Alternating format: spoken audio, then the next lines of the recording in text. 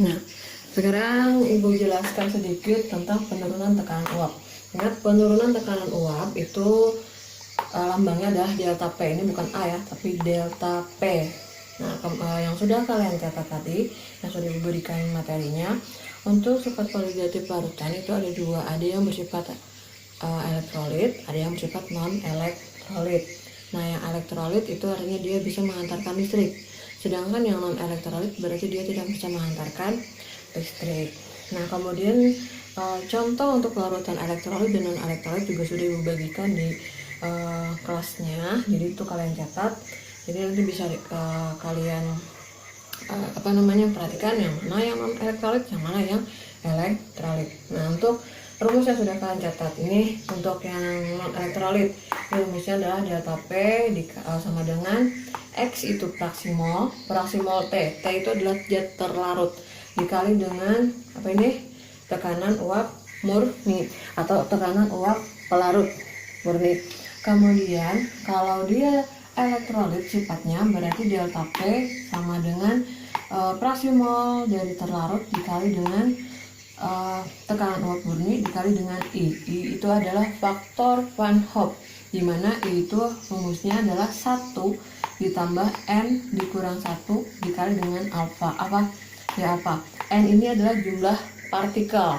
Nah, jadi kalau misalnya nanti ada soal dengan larutan itu adalah larutan elektrolit, artinya langkah pertama kalian uraikan dulu senyawa tersebut. Nanti kalau sudah diuraikan baru kelihatan jumlah partikelnya berapa. Nah, apabila nilai dari misalnya dia elektrolit tetapi nilai alfanya tidak diketahui, maka itu artinya dia berupa elektrolit kuat.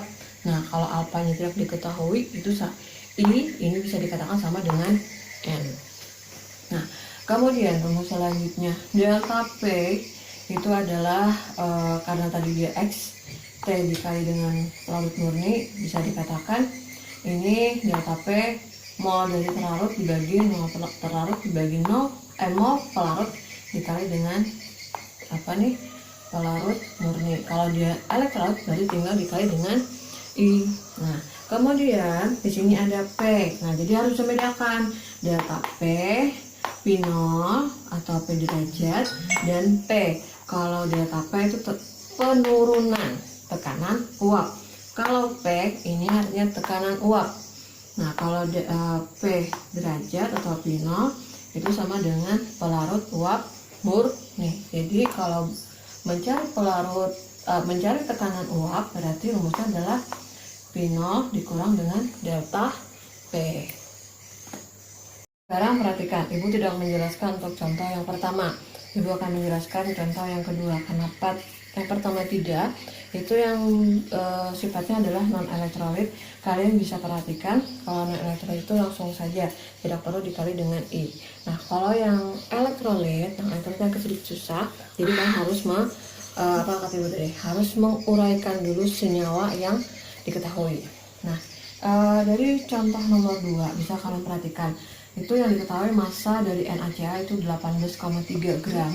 Kemudian MR-nya, MR-nya itu kan ada Na 23, kemudian ArCl-nya 35,5. Jadi kalau dijumlahkan hasilnya adalah 58,5. Kemudian massa air yaitu 500 gram dan tekanan murninya yaitu 233,7. Yang ditanyakan adalah Yang ditanyakan adalah tekanan uap.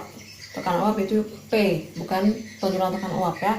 Jadi yang ditanyakan adalah tekanan uap. Nah, sebelum kita mencari tekanan uap, kita uraikan dulu NaCl. Nah, kalau diuraikan, ini hasilnya adalah Na plus ditambah dengan Cl min. Di sini jumlah partikelnya ada ini artinya ada SA1. Di sini juga ada SA1. Nah, kalau misalnya di sini 2 berarti jumlah partikelnya ada 2. Nah, jadi N-nya ini sama dengan 1 tambah 1 yaitu 2. Nah, kalau sudah seperti itu baru kita menghitung yaitu adalah kita cari dulu N dari pelarut, N dari terlarut, yaitu si NaCl.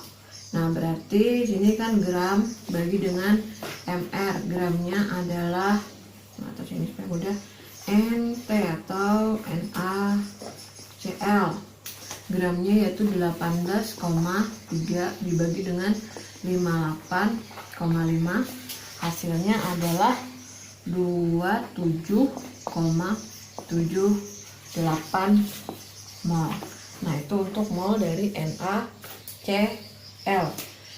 Nah, kemudian karena kita menghitung fraksi mol, berarti kita hitung juga dari mol dari pelarut, yaitu air. Berarti di sini airnya adalah 500. Ingat, mr air itu adalah 18. Nah, 500 dibagi 18. Salah, ini bukan salah, ini salah ya. Ya, ini yang 27,8. Ini 27,78. Kemudian 18,3 bagi 58,5 itu 0,31 mol. Nah, balik tuh. Nah, jadi itu perhatikan untuk yang contoh nomor 2. Ingat ya, molnya tadi segitu.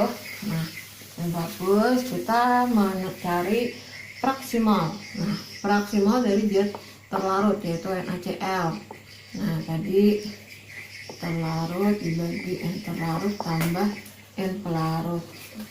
Ini sama dengannya adalah 0,31 dibagi 0,31 tambah 27,78. Hasilnya itu sama dengan, ibu langsung saja, hasilnya adalah 0,011. Jadi ambil 3 angka di belakang koma. Nah, sudah dapat fraksi molnya, baru kita cari apa?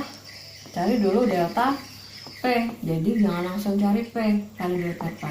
Tadi XT dikali dengan 0 dikali dengan I. Ingat, karena contoh untuk yang nomor 2 ini alfanya tidak diketahui, maka itu I-nya sama dengan nilai N. Nah, jadi ini adalah 0,011 dikali 3,7 dikali dengan 2. Ingat, 2 ini adalah N tadi ya, N sama dengan 2.